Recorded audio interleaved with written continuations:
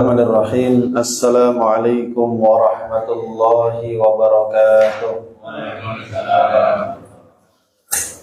Alhamdulillahi rabbil alamin. Alhamdulillahilladzi hadana li hada wa ma kunna linahtadiya laula an hadana Allah. Asyhadu an la ilaha illallah wa asyhadu anna Muhammadan abduhu wa rasuluh. Allahumma salli wa sallim wa barik ala sayyidina Muhammad wa ala alihi wa ashabihi wa man tabi'ahum bi ihsanin ila yaumil qiyamah. Amma ba'du, rabbi shrah li sadri wa yassir li amri wahlul 'uqdatam min lisani yafqahu qawli. Subhanaka la ilma lana illa ma 'allamtana innaka antal alimul hakim. Allahumma 'allimna ma yanfa'una wanfa'na bima 'allamtana wa zidna 'ilman ya rabbal alamin. Allahumma ati nufusana taqwaha wa zakkiha anta khairu man zakkaha anta waliyuha wa maulaha. Allahumma inna na'udzu bika min qalbin la yakhsha' wa min 'ilmin la yanfa' wa min nafsin la tashba' wa min da'watin la yustajabu laha. Ma'asyiral muslimin, jamaah yang dimuliakan Allah Subhanahu wa taala, untuk kesekian kalinya saya tidak bosan mengajak kepada diri saya pribadi dan kepada kita semua untuk senantiasa bersyukur kepada Allah atas segala nikmat dan karunia-Nya yang tentu tidak mungkin kita hitung seluruhnya, saking begitu banyaknya. Ada nikmat yang zahir, ada nikmat yang batin, bahkan seringkali banyak nikmat yang kita dapatkan tapi kita tidak merasa. Seringkali manusia itu mengeluhkan 1, 2, 3 persoalan, padahal ada ratusan nikmat yang masih Allah jaga bersamanya. Sehingga kadang persoalan yang sedikit itu menutupi banyaknya nikmat Allah. Padahal kata para ulama, kalau kita mau jujur merenungkan kehidupan kita, tentu kita akan mendapati masa-masa kita berbahagia itu jauh lebih panjang daripada masa-masa kita bersedih. Jumlah nikmat Allah yang masih ada bersama kita itu lebih banyak dibandingkan sebagian nikmat yang mungkin belum Allah berikan kepada kita. Wabil khusus tentu di antara nikmat yang paling besar adalah nikmat hidayah, sehingga kita mengenal Islam, faham Islam, kemudian hukum-hukum Islam. Juga nikmat taufik, kita tidak sekedar mengenal, tidak sekedar faham, tapi dimudahkan untuk mengamalkan. Karenanya ketika kita masih dimudahkan oleh Allah, diringankan kaki kita, hati kita untuk bisa datang ke masjid, Pak, sholat berjamaah, terjaga 5 waktu, kita masih dimampukan oleh Allah bisa duduk bertahan di majelis ilmu, mengkaji ayat-ayat Al-Quran, mengkaji hadis-hadis Rasulullah SAW. Itu kenikmatan yang tidak akan bisa terbayar oleh apapun. Karena dengan semua nikmat itu nikmat yang akan menambah nikmat.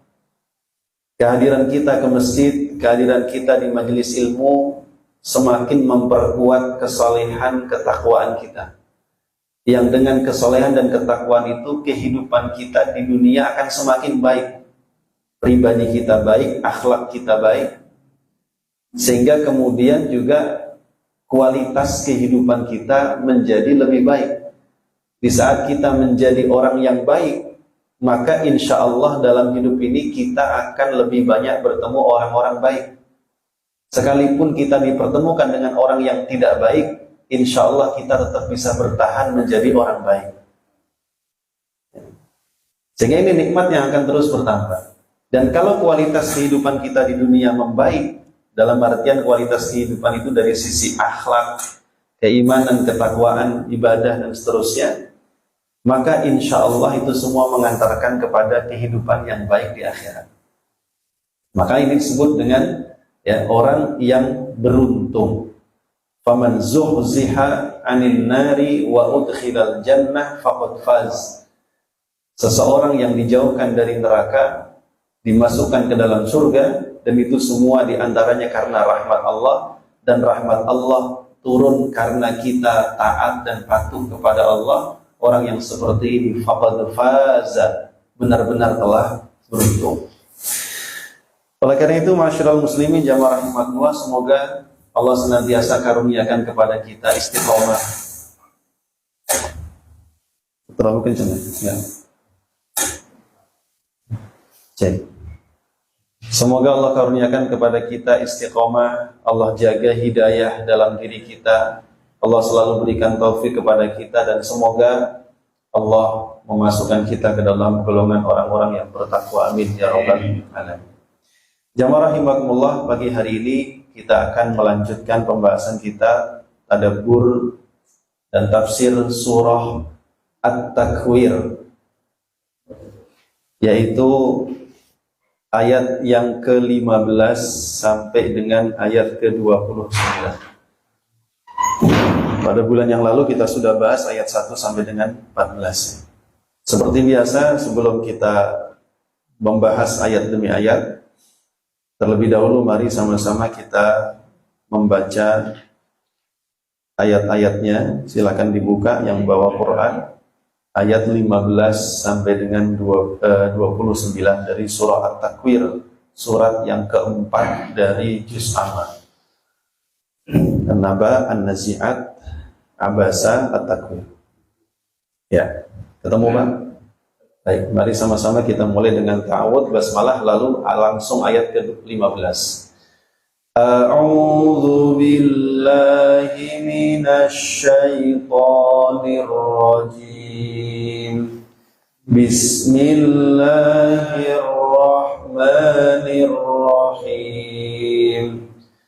Fala uqsimu bil khunnas al-jawaril kunnas wal-layli idha as'as was-subhi idha tanaffas innahu laqawlu rasulin karim ذي قوة عند ذي العرش مكين مطاع ثم أمين وما صاحبكم بمجنون ولقد رآه بالأفق المبين وما هو على الغيب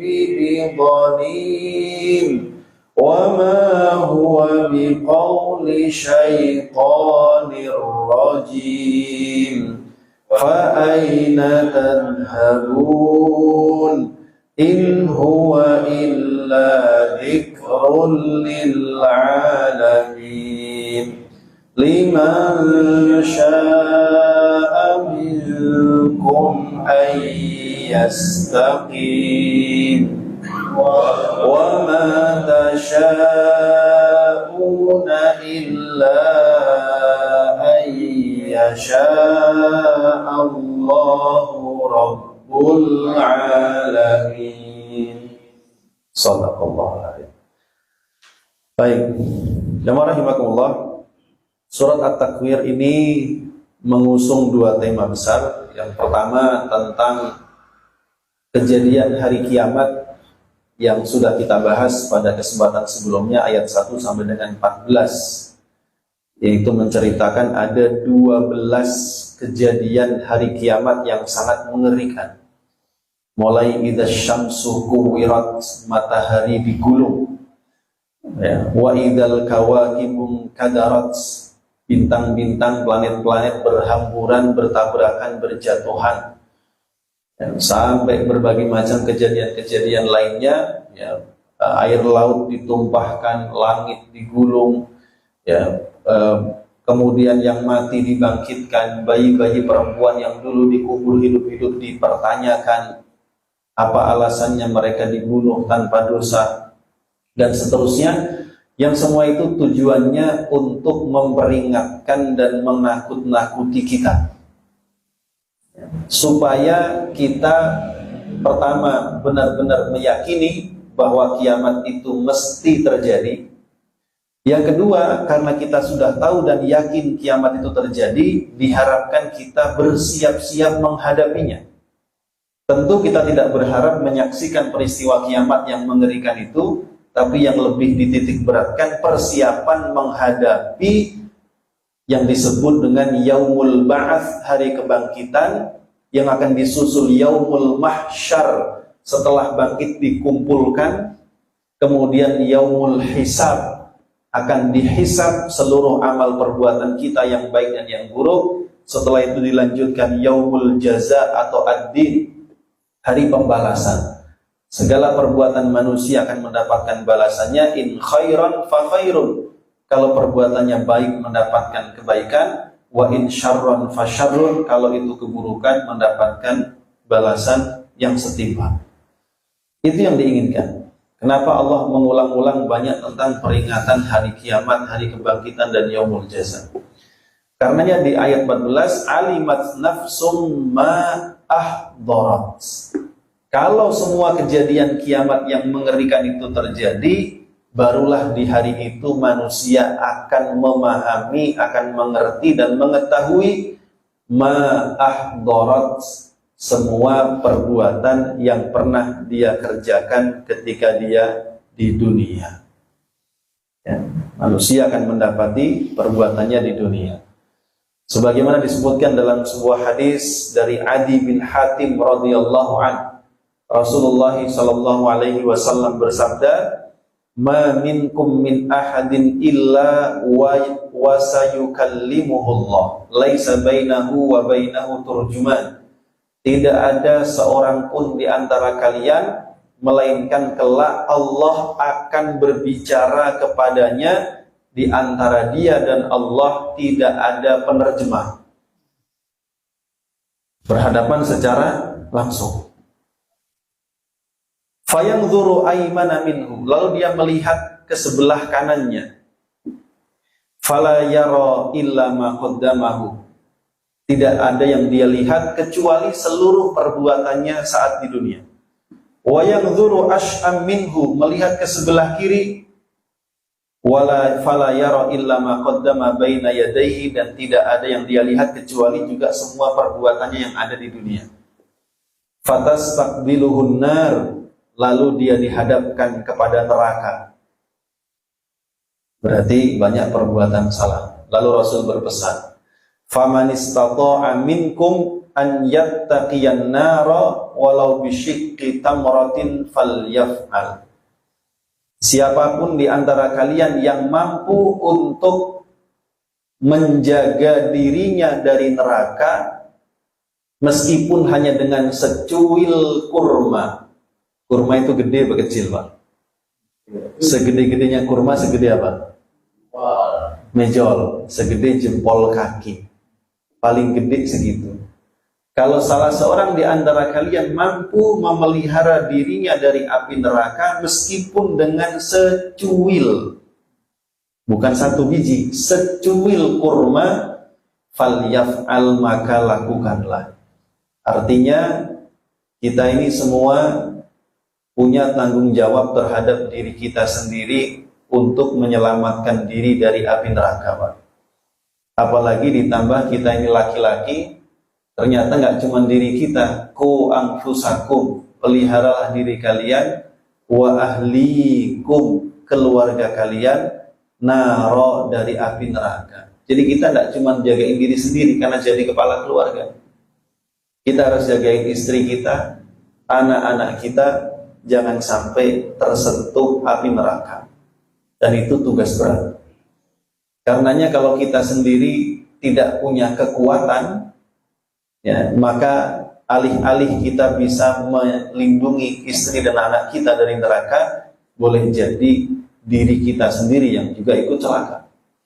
Oleh karena itulah, karena tadi saya sampaikan di awal, ya, kalau kita masih dimampukan Allah ke masjid, sholat, dimampukan duduk di majelis ilmu, ya, ini dalam rangka mempersiapkan diri, mencari bekal untuk menyelamatkan diri dan keluarga dari api neraka. Walau bisyikki tamratin, meskipun cuman secuil kurma. Maksudnya amal sekecil apapun, ya, jangan diremehkan. Di zaman Rasulullah SAW, sebelum diturunkan surah Al-Zalzalah, itu orang-orang meremehkan amal kecil, meremehkan dosa kecil. Sehingga datang seseorang kepadanya minta sedekah, "Pak, tolongin, saya belum makan." Gak apa-apa, walaupun cuma sebutir kurma, gak apa-apa. Remeh sebutir kurma itu. Tapi yang diminta itu jawabnya gini, "Wah, kalau cuma sebutir kurma, gak ada pahalanya dong." Jadi dia menolak memberikan kebaikan kecil karena menganggap tidak berpahala. Sementara yang lain mengatakan, ya, bahwa kalau dosa-dosa bohong-bohong dikit, korupsi-korupsi dikit, maling-maling dikit itu nggak apa-apa. Gitu. Gibah-gibah dikit nggak apa-apa. Jadi para sahabat mengatakan, kami menganggap amal kecil itu tidak bermanfaat, kebaikan sedikit tidak bermanfaat, dan dosa kecil itu tidak membahayakan. Sampai Allah menurunkan, "Faman ya'mal mithqala dzarratin khairan yarah." Barang siapa yang berbuat kebaikan meskipun sebesar atom, biji atom, elektron, neutron, proton yang kecil gak kelihatan mata itu, ya Roh, kelak dia dapati pahalanya di sisi Allah. Wa may ya'mal mithqala dzarratin, barang siapa beramal kecil sebesar dzarrah, itu perbuatan buruk, ya Roh, dia pun akan mendapati balasannya di sisi Allah. Nah, ini kalau kita menyadari hal ini, dan ini kita dapati dari Quran, ya, kesadaran ini akan membentengi kita sehingga kita lebih berhati-hati dalam bertindak dalam kehidupan ini. Nah, coba kalau kita tidak ngaji, Pak, mungkin kita masih menganggap yang kecil itu biasa, ya, amal kecil nggak bermanfaat, dosa kecil nggak apa-apa. Ya, na'udzubillah min dzalik. Nah, ma'asyiral muslimin yang rahimakumullah. Lalu kemudian di bagian yang kedua dari surat ini, ayat 15 sampai dengan ayat ke-29, ayat terakhir, Allah hanya ingin menegaskan tentang satu hal, yaitu tentang kebenaran Al-Quran. Karena Al-Quran ini sebagai sumber petunjuk, sumber pengetahuan, sumber obat, bukan obat, penyembuh. Apa bedanya obat sama penyembuh? Apa Pak? Kalau obat kita minum belum tentu sembuh, tapi kalau penyembuh udah pasti sembuh. Makanya bahasa Qur'annya itu bukan ini tuh dawa, dawa itu obat. Ya, Quran itu mengatakan wa nunazzilu minal Qur'ani ma huwa syifa. Syifa itu kesembuhan. Kalau ada orang sakit, kita doakan syafaqallah, semoga Allah menyembuhkanmu. Ya, bukan, ya, semoga Allah ngasih obatnya, menyembuhkan. Jadi ayat 15 sampai 29 menegaskan itu. Dimulai dengan sumpah-sumpah Allah dengan beberapa makhluknya, lalu tentang penegasan, ya, kemuliaan para utusan yang membawa Quran, yaitu kemuliaan Jibril pertama, yang kedua kemuliaan Rasulullah SAW, sehingga sesuatu yang hebat dibawa oleh utusan yang hebat. Sesuatu yang istimewa dikirim oleh utusan juga yang istimewa. Dijaga oleh Allah Subhanahu wa Ta'ala dari berbagai macam kerusakan-kerusakan. Nah, ini konten yang dibahas ayat 15 sampai dengan 29. Meskipun demikian, di ujung surat ini Allah menegaskan, orang mungkin mengatakan, kalau saya mau jadi orang baik bisa sih, cuman kayaknya ntar dulu deh. Ntar aja lo udah agak umur 50-60an deh, saya agak tobat gitu. Itu tidak bisa. Karena di akhir ayat Allah menegaskan wa ma tasyauna illa ayyasha'allahu rabbul alamin. Ya, apapun yang kamu kehendaki tidak akan terjadi kecuali Allah menghendakinya. Jadi orang nggak bisa bilang besok kalau umur 60 saya mau taubat, itu belum tentu terjadi. Ya. Besoklah saya mau lebih baik lagi, belum tentu terjadi. Karenanya yang punya kita miliki ya hari ini harus sadar, hari ini harus berubah. Itu yang harus kemudian kita tanamkan dalam diri kita. Ma'asyiral muslimin jamaah rahimakumullah. Karenanya di sini Allah Subhanahu wa taala memulai dengan sumpah-sumpah dengan makhluk-makhluknya, dan Allah tentu bebas bersumpah dengan apapun di antara makhluknya, dan sumpah Allah dengan makhluknya itu menunjukkan kebesaran dan kehebatan serta kekuasaan Allah atas seluruh makhluknya. Beda kalau manusia itu hanya boleh bersumpah dengan nama Allah, tidak boleh bersumpah dengan nama selain Allah. Berdosa dia kalau bersumpah dengan selain nama Allah. Begitu pula seseorang itu bersumpah untuk menegaskan ucapannya. Allah pun demikian menggunakan metode manusia, ya, bahwa untuk menegaskan apa yang ingin disampaikan Allah bersumpah dengan makhluknya, bahkan tidak cuma satu. Fala uqsimu bil khunnas. Aku bersumpah dengan bintang gemintang yang timbul tenggelam. Al-jawaril kunnas, yang berjalan dan terbenam. Ya. Nah, di sini Allah Subhanahu wa taala bersumpah dengan seluruh bintang-bintang, planet-planet yang dia menghilang di saat siang hari karena pengaruh matahari. Ya, matahari cahayanya paling terang sehingga yang lain nggak kelihatan. Begitu pula bintang-bintang yang kemudian dia berjalan pada garis edarnya. Dan ini menunjukkan Allah Subhanahu wa taala jelas menginformasikan dalam Al-Quran, dan Quran berarti mendahului seluruh ilmu pengetahuan modern, bahwa bintang-bintang, planet-planet itu bergerak, berjalan. Al-jawari, mereka itu berjalan. Ada gerakan pertama namanya rotasi, gitu ya, berputar sendiri. Ada gerak bersama namanya revolusi. Nah, ini pergerakan bintang, pergerakan planet-planet, dan nyatanya sudah jutaan tahun mereka itu tetap pada posisinya, nggak bergeser sedikit pun. Nah, berarti semua dijaga oleh Allah Subhanahu wa taala, menunjukkan betapa besarnya kuasa Allah. Fala uqsimu bil khunnas, al jawaril kunnas, yang beredar serta kemudian kunnas, ya. Kalau malam dia muncul di tempat-tempatnya sesuai dengan posisinya. Hanya kita melihat bintang-bintang kalau malam itu, kalau lihat ke arah selatan, bentuknya sudah spesifik, kan? Ada yang dulu lihat, kalau kita kenal gubuk penceng, Pak, Scorpion. Kita nggak percaya ramalan bintang, tapi gugusan bintang itu memang ada. Dia ada sebagai penunjuk arah, bukan untuk diramal-ramal. Nah, itu dia.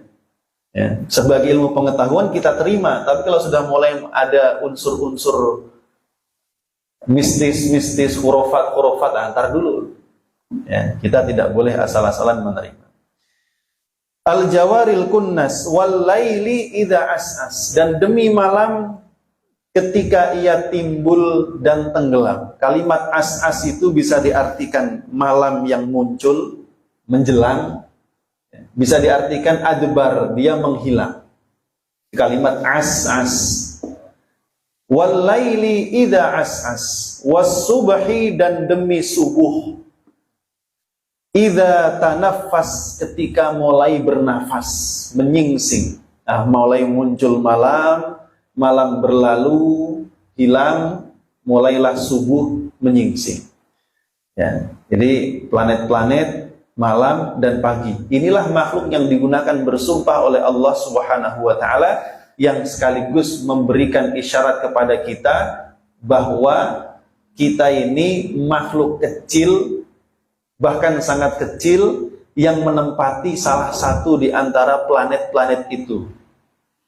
Sedangkan planet-planet yang jumlahnya jutaan, ya hanya Allah yang tahu berapa jumlahnya, yang besarnya melampaui besarnya manusia, semuanya bergerak, beredar, timbul, tenggelam, baik itu malam ataupun siang, semuanya bergerak atas kuasa Allah Subhanahu wa Ta'ala. Dan itu semua kelak pada hari kiamat dengan sangat mudahnya dihancurkan oleh Allah Subhanahu wa Ta'ala, yang sudah dijelaskan di ayat-ayat yang pertama. Sehingga ini memberikan isyarat apa? Manusia, kamu tuh kecil di antara sekian besarnya alam semesta yang Allah ciptakan. Kamu tuh kecil. Jangankan seluruh alam semesta ini dihancurkan, satu bagian tanah saja dilongsorkan oleh Allah, manusia udah ketakutan. Ada angin ribut saja, gak usah topan, angin ribut ya, kita udah panik. Bumi baru digoncang 4, sekian skala Richter, kita udah kalang kabut. Apalagi kalau alam semesta dihancurkan. Artinya kamu tuh kecil, jangan macam-macam. Lalu kemudian Allah Subhanahu wa Ta'ala menegaskan, innahu laqaulu rasulin karim. Innahu, sesungguhnya Al-Quran itu, laqaulu rasulin karim. Laqaulu merupakan perkataan yang disampaikan rasulin oleh seorang, bukan seorang, oleh utusan. Di sini rasul ini dimaknai Jibril alaihissalam. Karena Jibril bukan orang, jadi nggak boleh dibilang seorang. Ya, apa berarti? Semalaikat. Ya. Sesungguhnya Quran ini adalah menggunakan lafal taukidnya inna, sesungguhnya, kemudian khobarnya inna menggunakan lam qasam, la qaulu, penegasannya 2 kali, taukidnya 2. Sesungguhnya Quran itu benar-benar perkataan yang disampaikan oleh utusan Allah, karimin, yang mulia.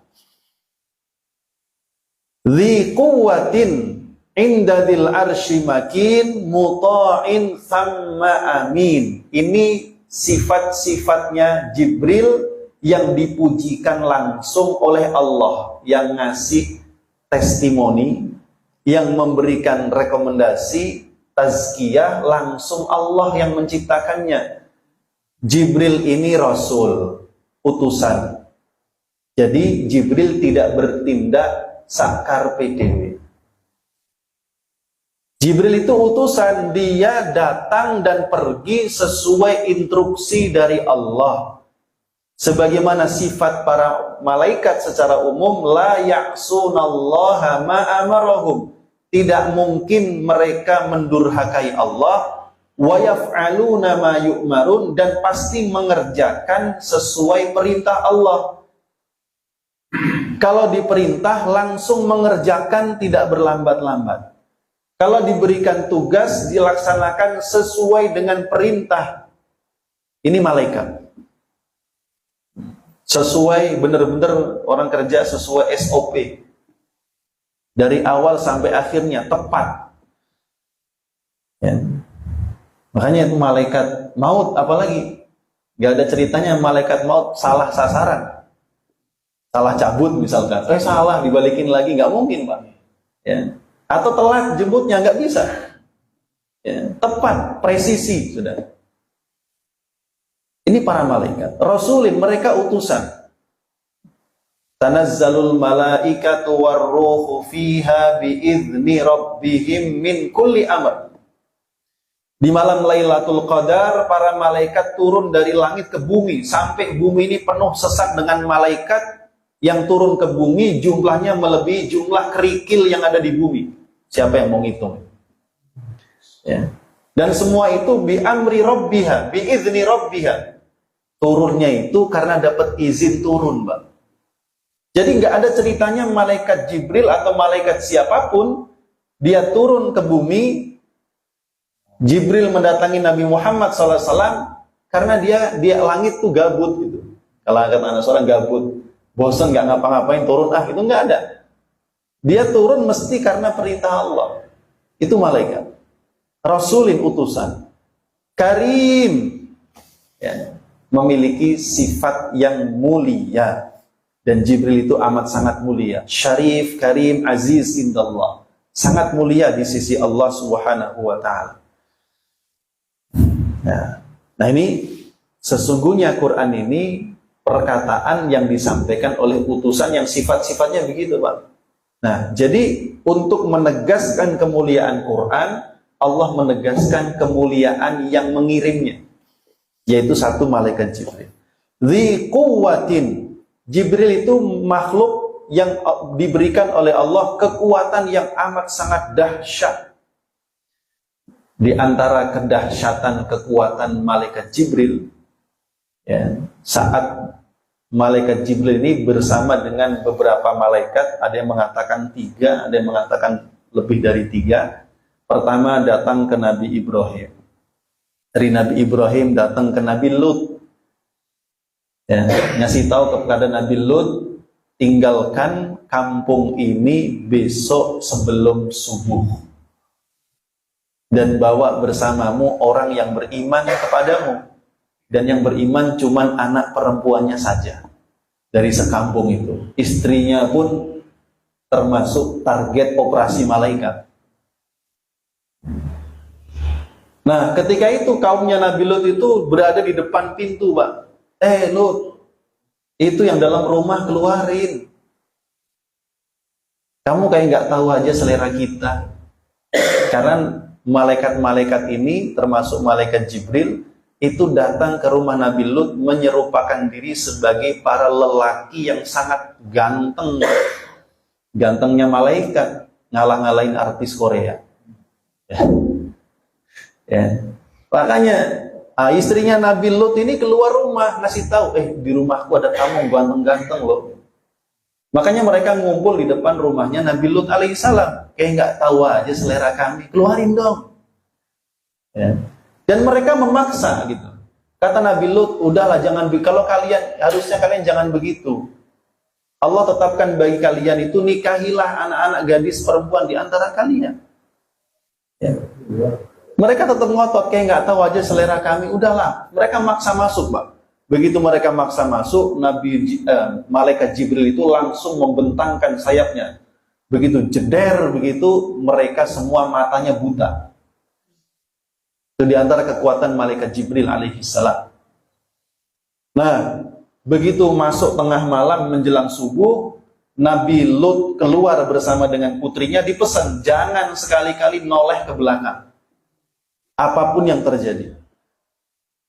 Pertama, Allah turunkan hujan batu dari langit. Batunya berasal dari neraka. Setiap batu kerikil itu sudah ada target namanya, Pak. Berarti sangat presisi itu. Ya, ibarat sekarang tuh rudalnya Rusia, ya, yang mengandung nuklir itu masing-masing sudah ada alamatnya. Nah, kalau Rusia ngancem pakai nuklir, itu negara segede Amerika pun kalang kabut. Karena nuklirnya itu sudah titik maps-nya itu udah presisi.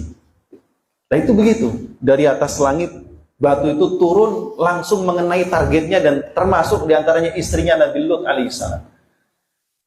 Ya, setelah itu kemudian kampungnya itu, kampung Sadum namanya, diangkat oleh malaikat Jibril alaihissalam ke atas setinggi-tingginya, terus dibalik, dibanting ke bawah. Itu kekuatan malaikat Jibril. Kemudian timbul suara yang sangat keras memekakkan telinga. Nah ini kaumnya Nabi itu termasuk kaum dengan azab paling dahsyat karena mengalami 4 azab sekaligus. Pertama, dibutakan matanya tadi. Yang kedua, ditembak dengan batu neraka. Kalau dilempar kayaknya kurang keras ya, ditembak gitu. Kemudian dibalikkan kampungnya dan diteriaki dengan suara yang sangat keras. Karena dosanya tidak main-main gitu. Nah, ini kekuatan malaikat Jibril alaihissalam. Termasuk diantaranya, ya, malaikat Jibril alaihissalam itu besar fisiknya sangat luar biasa. Kalau sayapnya yang berjumlah 600 itu, dan berjatuhan dari sayapnya itu intan mutiara yang sangat indah. Begitu dibentangkan, itu langit dan bumi ketutup semua. Ya. Nah, ini malaikat Jibril alaihissalam. Dzi quwwatin, memiliki kekuatan yang sangat dahsyat. Dzil arsy makin, memiliki kedudukan yang sangat agung di sisi pemilik arasy. Siapa pemilik arasy? Allah Subhanahu wa taala. Muta'in, ditaati oleh seluruh penduduk langit. Penduduk langit itu malaikat, semua malaikat tunduk kepada malaikat Jibril alaihissalam, menunjukkan ini memang posisi malaikat tertinggi, jabatannya tertinggi. Ini malaikat Jibril alaihissalam. Makanya ketika surah Al-Qadr, tanazzalul malaikatu warruh, turunlah para malaikat dan ruh. Ruh di sini malaikat Jibril. Nama lainnya Ar-Ruhul Amin. Disebut sendiri karena memang dia punya posisi. Seperti kalau kita ada acara-acara, mesti yang terhormat itu disebutin dulu karena kedudukannya. Ya. Ditaati. Sehingga dalam sebuah hadis sahih disebutkan, ketika Allah mencintai seorang hamba, maka Allah memanggil Jibril. Wahai Jibril, aku mencintai Fulan bin Fulan. Maka cintailah ia. Allah berikan instruksi kepada Jibril supaya mencintai hamba yang dicintai oleh Allah. Maka Jibril pun mencintainya. Lalu Jibril mengumumkan kepada seluruh penduduk langit, Pak. Wahai seluruh penduduk langit, Allah mencintai Fulan bin Fulan, dan aku pun mencintainya, oleh karena itu kalian pun harus mencintainya. Maka orang ini yang dicintai Allah otomatis dicintai penduduk langit. Kata Rasul, kalau dia sudah dicintai penduduk langit, maka dia pasti akan diterima oleh siapapun di muka bumi ini. Kemanapun dia pergi, dia pasti akan dicintai oleh orang di sekitarnya. Ya. Ini, jadi begitulah gambaran ya, tentang Jibril yang sangat ditaati oleh penduduk langit. Begitu pula dalam beberapa peristiwa, perang Badar, perang Uhud, Allah Subhanahu wa ta'ala mengutus para malaikat untuk menolong umat Islam. Jibril turun sebagai panglima tertinggi dengan pakaian perangnya, dengan kuda perangnya, dengan senjatanya, memimpin ribuan malaikat. Dalam perang Badar itu ya sampai 5.000 malaikat yang dipimpin oleh Jibril alaihissalam. Muta'in, sama amin. Selain itu dia juga amat sangat dipercaya dan termasuk makhluk yang sangat amanah di dalam menjalankan tugasnya. Jadi ini sifat-sifatnya Jibril alaihissalam. Pertama, dia utusan. Yang kedua, dia adalah karim, memiliki perilaku akhlak yang sangat mulia. Kemudian dzi quwwatin, memiliki kekuatan yang sangat dahsyat. Inda dzil arsy makin, kedudukannya sangat tinggi di sisi Allah. Muta'in, ditaati. Amin, ya, sangat amanah di dalam menjalankan tugas. Jadi ini menunjukkan betapa berkualitasnya sanad Al-Quran itu, Pak. Dia berasal langsung dari Allah. Allah kirimkan melalui utusan yang sudah sangat jelas kualitasnya tadi. Jibril menyampaikannya kepada Nabi Muhammad SAW, manusia pilihan Allah, untuk diteruskan kepada umat manusia. Nah, makanya ini menunjukkan bahwa Quran itu ya memang nggak sembarangan dia diajarkan. Diajarkan oleh para guru-guru yang sangat berkualitas. Tidak cuma berkualitas bacaannya, ilmunya, tapi berkualitas pribadinya, keimanannya, ketakwaannya, nyambung sampai Nabi Muhammad SAW, nyambung kepada malaikat Jibril alaihissalam, nyambung kepada Allah. Makanya kalau ada para ulama yang punya sanad qiraat, Pak, itu biasanya pertama nama dia, di atasnya gurunya lagi di atasnya gurunya sampai sahabat Nabi, sahabat Nabi nyambung di atasnya Nabi, nyambung di atasnya ditulis Jibril, di atasnya Allah. Begitu sanadnya, urutannya. Jadi orang yang belajar Quran sampai dapat sanad, itu sanadnya nyambung sampai malaikat Jibril, sampai Allah Subhanahu wa Ta'ala di Quran. Makanya itulah mengapa para penghafal Quran itu amat sangat dimuliakan oleh Allah Subhanahu wa Ta'ala. Ya. Dan mudah-mudahan kita termasuk di antara ahlul Quran. Walaupun kita belum hafal 30 juz, ya, belum juga memahami 30 juz, belum juga bisa mengamalkan 30 juz, tapi karena kita senang Quran, rajin baca Quran, mengkaji Quran, dan berusaha menyesuaikan akhlak kita dengan Quran, mudah-mudahan kita termasuk ahli Quran. Ya. Barulah kemudian setelah memuji malaikat Jibril sebagai utusan yang membawa Quran, yang berikutnya Allah pun memuji Nabi Muhammad SAW sebagai Rasul juga, utusan Allah kepada manusia. Wama sahibukum bimajnun, wama dan tidaklah sahibukum, sahib kalian yaitu Muhammad SAW. Kum di sini maksudnya orang-orang musyrikin Mekah. Orang Mekah, sahib kalian. Kenapa diungkapkan dengan sahib, Pak? Sahib itu berarti orang yang sangat dekat dan sangat dikenal, kan gitu kan? Kalau sahib kepada sahibnya pasti kenal kan, luar dalamnya kenal gitu. Yang disukai tahu, yang nggak disukai tahu, sampai makanan favorit, minuman favorit tahu, ukuran sepatu paham. Saking kenalnya. Nah, maksudnya Allah Subhanahu wa Ta'ala, tidaklah sahib kalian ini yaitu Muhammad yang sudah kalian kenal pribadinya, nasabnya, ya, dari kecilnya, remajanya, dewasanya sudah kalian kenal, dan kalian pernah bersaksi bahwa Muhammad itu Al-Amin, dan kalian pernah bersaksi bahwa Muhammad itu tidak pernah berbohong. Ya. Wa ma sahibukum bimajnun, Muhammad itu bukan orang gila. Ya. Jadi ini penegasan sekaligus bantahan kepada mereka. Luwung dulu kalian bersaksi Muhammad itu Al-Amin.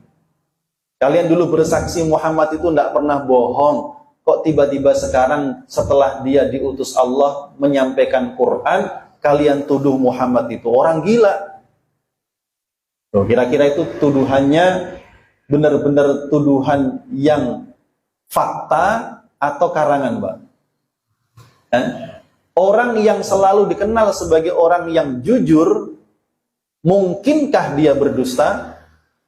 Nah, mungkin. Ya. Orang yang dikenal dari kecil sebagai orang yang sangat baik, sangat amanah, ya, tiba-tiba dia mengajarkan kebaikan, dituduh orang gila, kan nggak wajar. Wa ma sahibukum bimajnun, Muhammad itu bukan orang gila seperti yang kalian tuduhkan. Justru sebaliknya, beliau adalah orang yang paling cerdas, orang yang paling jenius di kalangan orang-orang Arab.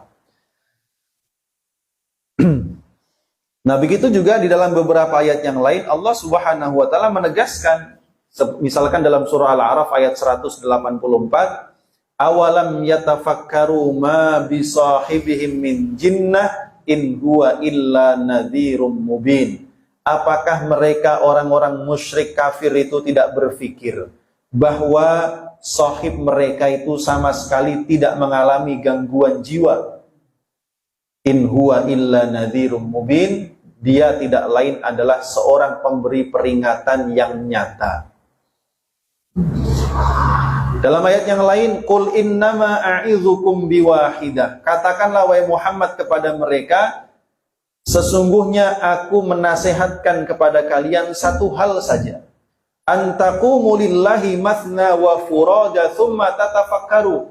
Silahkan kalian, ya, sendiri-sendiri, berdua, ya, mbok yau mikir gitu. Ya. Antaqumu lillah, silahkan cari hujjah, bantahan kepada Allah, mau berdua, mau sendiri, mau berkelompok. Tsumma tatafakkaru, silakan berpikir. Ma bisahibikum min jinnah, sahib kalian Muhammad ini sama sekali tidak mengalami gangguan jiwa. In huwa illa nadhirul lakum, dia tidak lain adalah pemberi peringatan kepada kalian baina yaday adzabin syadid, karena di hadapan kalian itu sudah siap menyambar kalian azab yang sangat dahsyat. Nah, ini Rasulullah SAW itu dikuatkan oleh Allah Subhanahu wa Ta'ala. Ya kan, utusan itu kan bisa dipercaya kalau dia bisa membawa bukti kebenaran, kan Pak? Bapak utusan siapa? Polri, Pak. Mana buktinya? Surat tugasnya kan kita minta. Ya. Nah, Rasul itu dikasih surat tugas oleh Allah. Bahkan nggak cuma surat tugas. Ya. Bukti-bukti kebenaran lainnya berupa mukjizat. Dan mukjizat terbesarnya adalah kitab suci Al-Quran. Walaqad ra'ahu bil ufuqil mubin. Walaqad ra'ahu, dan sungguh benar-benar Muhammad telah melihatnya. Maksudnya melihat Jibril. Berarti Nabi Muhammad benar-benar bertemu dengan malaikat Jibril. Jibril yang mulia bertemu dengan Nabi Muhammad yang mulia, ya, bil ufuqil mubin, pernah melihatnya di ufuk yang sangat jelas. Ini pertemuan pertama Nabi Muhammad SAW dengan malaikat Jibril. Beliau melihat Jibril dalam wujud aslinya. Jadi setelah dapat wahyu pertama di Gua Hira, surah Al-Alaq 1-5, wahyu terputus, Pak. Sampai ada yang mengatakan 2 bulan.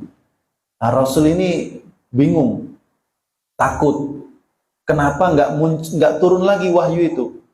Di saat kondisi seperti itu, Rasul dalam kondisi sedih, pulang dari Gua Hira, berjalan, tiba-tiba beliau melihat sesosok makhluk yang sangat besar, duduk di atas ufuk menutupi langit dan bumi. Rupanya malaikat Jibril sedang membentangkan 600 sayapnya. Di situ pingsan beliau melihat Jibril. Ya. Dan beliau melihat yang kedua adalah saat Mi'raj ke langit. Walaqad ra'ahu nazlatan ukhra inda sidratil muntaha. Dan beliau melihat Jibril kembali dalam wujud aslinya untuk kedua kalinya, yaitu di sidratil muntaha, di atas langit ke-7. Jadi Nabi Muhammad ini sanadnya benar-benar nyambung kepada Jibril. Dia nggak ngarang-ngarang, bukan orang gila yang asal ngomong. Ya. Barangkali kalau sekarang ada ngomong saya ketemu Jibril, nah itu gila beneran. Gitu kan? Ya. Kalau sekarang ada orang ngaku ketemu Jibril, ya itu gila beneran. Gitu. Kalau Nabi Muhammad SAW benar-benar bertemu dalam wujud aslinya, bahkan Jibril termasuk sahabat terbaiknya. Ya. Bahkan sering menemui Rasulullah SAW dalam wujud manusia. Terutama di bulan Ramadan, setiap malam Nabi Muhammad SAW akan mudarosah, tadarus Al-Quran bersama Jibril, baca gantian. Yang satu baca, yang lain mendengarkan. Nanti Jibril membenarkan, Jibril menunjukkan kata Allah surat ini setelah surat ini, ayat ini setelah ayat ini, ditata sedemikian. Ya. Bahkan di Ramadan terakhir di kehidupan Rasulullah SAW, Rasul itu khatam tadarus Quran bersama Jibril 2 kali. Kalau di Ramadan sebelumnya 1 kali. Ya. Dan itu bukan berarti hebatan kita berkali-kali, bukan. Karena talakinya Nabi Muhammad kepada Jibril itu bukan sekedar talaki belajar tahsin Quran, tapi segala-galanya. Ya. Gitu. Jadi walaqad ra'ahu bil ufuqil mubin. Wama huwa 'alal ghaibi bidhanin. Wama, dan tidaklah huwa Muhammad 'alal ghaibi, terhadap hal-hal yang ghaib, bidhanin, adalah orang yang bakhil. Jadi Muhammad itu bukan orang yang bakhil terhadap semua yang diturunkan Allah kepadanya. Apapun yang wahyu yang disampaikan Allah kepada beliau, maka beliau pasti sampaikan apa adanya, tidak ditambah, tidak dikurangi, tidak pula disembunyikan. Maka batallah apa yang dituduhkan oleh orang-orang Syiah yang mengatakan bahwa kami memiliki Quran versi lebih lengkap karena ada ayat-ayat yang tidak diberitahukan Nabi Muhammad kepada umatnya, tapi cuma dikasih tahu kepada Ali bin Abi Thalib. Nah, ini dusta mereka. Ya, Rasul itu punya sifat tabligh dan amanah, menyampaikan apapun yang disampaikan Allah kepadanya, dan amanah, tidak mungkin berkhianat. Ya, menyampaikan apa adanya. Ya. Karena itu kemudian beliau bukan bidhonin, bukan orang yang bakhil mengurang-urangi, apalagi kemudian mengganti-ganti. Ayat ini ya, nggak enak nih, nyindir saya misalkan. Kan banyak ayat sindiran kepada Rasul itu. Yang paling keras diantaranya abasa wa tawalla. Muhammad bermuka masam dan berpaling. Itu kan kritikan pedas kepada Rasulullah SAW. Tapi buktinya begitu disampaikan wahyunya kepada Rasul, yang intinya menegur kepada Rasul, Rasul nggak sembunyikan, nggak dikorupsi ayatnya, Pak. Disampaikan apa adanya. Bahkan Abdullah bin Umi Maktum, orang yang menjadi sebab turunnya surat itu selalu dipuji oleh Rasul. Selamat datang kepada seseorang yang karenanya aku ditegur oleh Tuhanku. Itu kan menandakan kelapangan hati, ya. Kemudian sikap legowo, ya, dan amanah yang sangat luar biasa. Ya. Wama huwa biqauli syaitonir rajim. Wama, dan tidaklah huwa Al-Quran itu biqauli syaitonir rajim, perkataan setan yang terkutuk. Jadi Quran yang dibawa Muhammad itu murni bersumber dari Allah. Dari Allah, dikirim melalui malaikat Jibril yang sifatnya sangat mulia seperti tadi disampaikan. Kemudian dari Jibril kepada Nabi Muhammad yang juga dari kecilnya sudah dikenal sebagai orang yang jujur lagi amanah. Maka yang disampaikan Muhammad itu bukan perkataan setan, karena Muhammad itu bukan orang gila, bukan orang kesurupan, bukan pula dukun. Kalau dukun mungkin dapat bisikan gaib dari jin. Di masa sebelum Nabi Muhammad diutus, jin-jin itu masih sering mencuri informasi dari langit. Tapi begitu Nabi Muhammad diutus, pintu langit semakin ketat penjagaannya. Kalau ada jin yang mau mendekat mencuri informasi, dilempari oleh malaikat dengan bintang-bintang yang ada. Nah, makanya para dukun setelah era Nabi Muhammad itu bukan paranormal sebenarnya, Pak. Ya, nggak normal lagi mereka. Gitu. Ya, karena udah nggak dapat informasi dari langit. Jin-jin yang dulu sering mencuri informasi dari langit itu sudah nggak bisa lagi. Ya, sampai mereka lapor kepada komandan, lapor dan kami nggak bisa lagi dapat info dan katanya. Kenapa? Sekarang makin ketat. Setiap kali kami baru mau mendekat udah dilempari. Pasti ada sesuatu terjadi di bumi. Cari.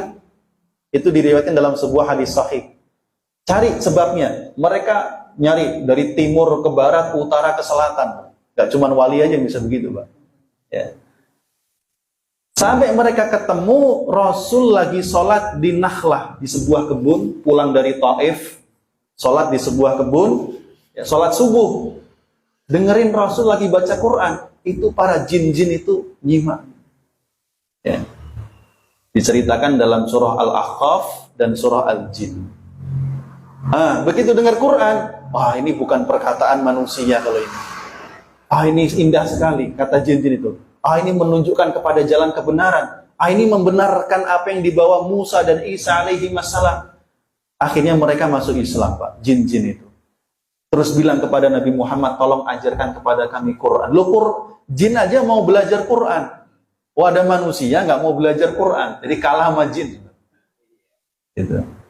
Nah, begitu mereka belajar Quran selesai dari Nabi Muhammad, pulang kepada kaumnya, berdakwah kepada kaumnya. Jadi nggak selesai ngaji dipakai sendiri.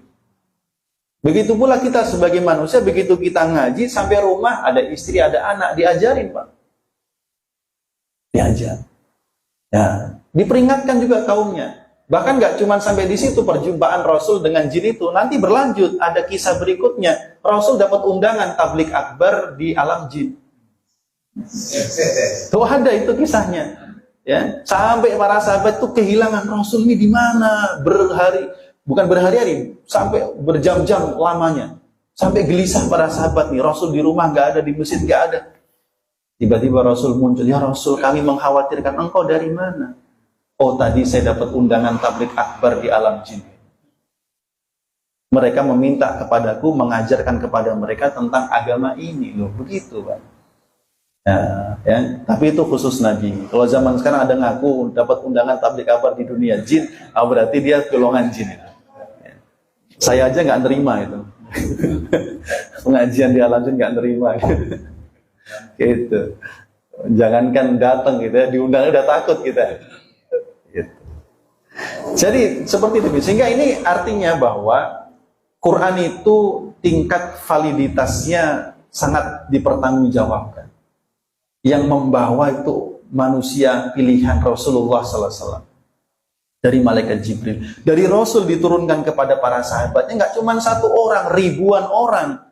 Ribuan orang turun lagi kepada ribuan orang lagi sampai sekarang. Makanya Quran itu disebut riwayat mutawatir. Riwayat mutawatir itu riwayat yang tidak mungkin ada kedustaan di dalamnya. Sulit mau dipalsukan tuh nggak akan bisa. Ya. Dan Quran dijaga oleh Allah diantaranya sangat mudah dihafal dan diingat. Karenanya mushaf, baik yang ada di aplikasi ataupun di kertas, itu lebih lemah daripada hafalan kaum muslimin. Karena salah ketik, salah cetak sangat mungkin terjadi. Tapi begitu di sini, dan yang menghafal nggak cuma satu orang, jutaan orang kalau zaman sekarang, tidak mungkin membuat Quran itu bisa dipalsukan oleh siapapun. Ya. Wa ma huwa biqauli syaitonir rajim. Ya. Jadi kalau udah begitu, sekarang Allah nantang kepada orang kafir. Fa aina tadhhabun? Terus kamu mau kemana sekarang? Ya. Mau milih jalan mana?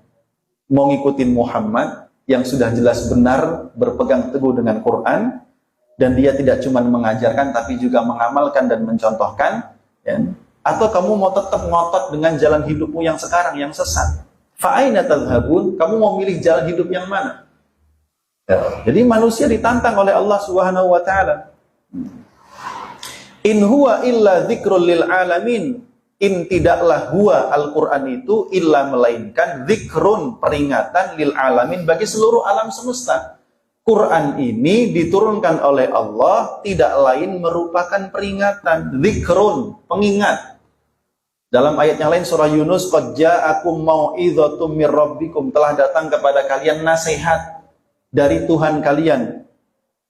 Wa syifaa'un lima fis sudur, penyembuh bagi penyakit hati.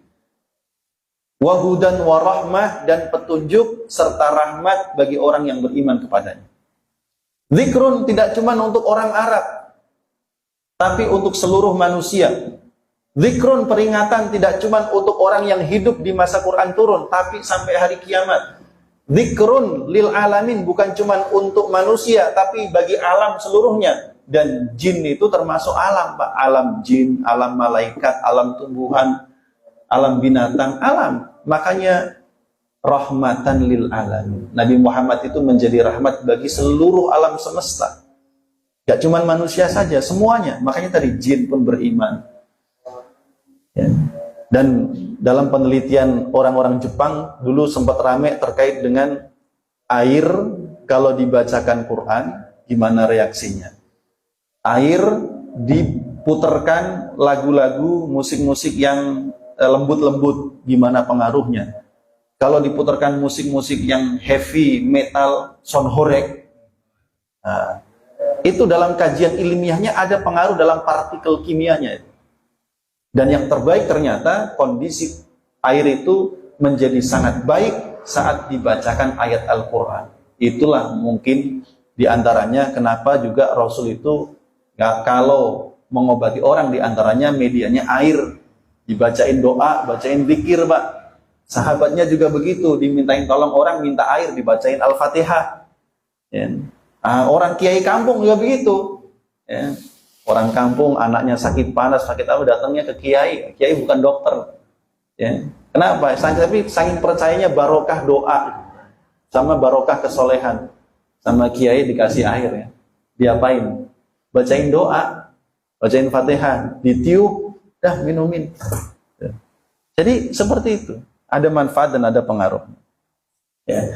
Jadi lil alamin, bagi seluruh alam semesta. Tapi kemudian di ayat berikutnya, liman syaa minkum an yastaqim, Memang Quran itu peringatan untuk semuanya, semuanya diperingatkan Quran. Tapi liman sya'a, liman bagi siapapun, sya'a yang menghendaki, minkum di antara sebagian kalian, an yastaqima, untuk hidup lurus. Meskipun Quran ini diturunkan sebagai peringatan untuk seluruh alam semesta, tapi yang bisa mengambil manfaat hanya orang yang punya kemauan. Yang nggak mau ya nggak dapat. Itulah mengapa dalam beberapa ayat selalu hudan lil muttaqin. Itu surah Al-Baqarah. Dalikal kitabu la raiba fih. Inilah kitab yang tidak ada keraguan di dalamnya. Hudan lil muttaqin, menjadi petunjuk bagi orang yang bertakwa, alias yang bisa mengambil manfaat, orang yang di hatinya masih ada rasa takut kepada Allah. Ya. Itulah mengapa tidak semua orang mau beriman kepada Quran. Ya. Karena tidak mau sebenarnya. Dan orang-orang Arab, orang musyrik di zaman Nabi itu bukan tidak tahu, tapi tidak mau. Mereka lebih memilih jalan hidup sesat.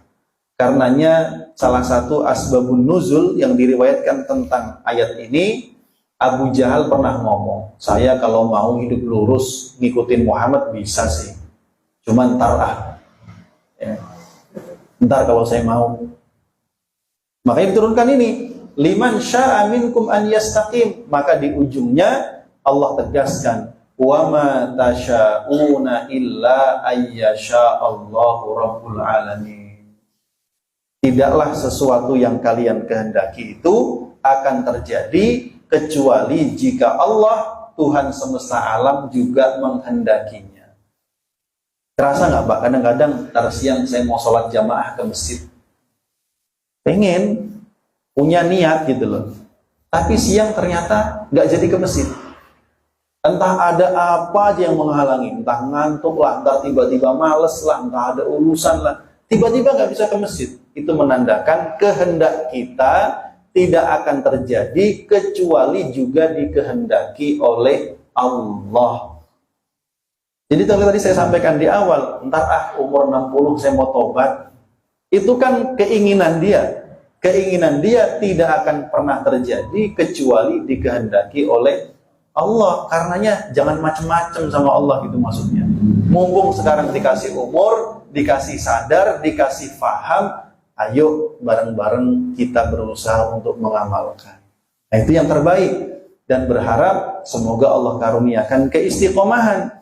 Hari ini kita berusaha untuk berubah, untuk lebih baik. Semoga diberikan keistiqomahan sampai akhir hayat kita, insya Allah.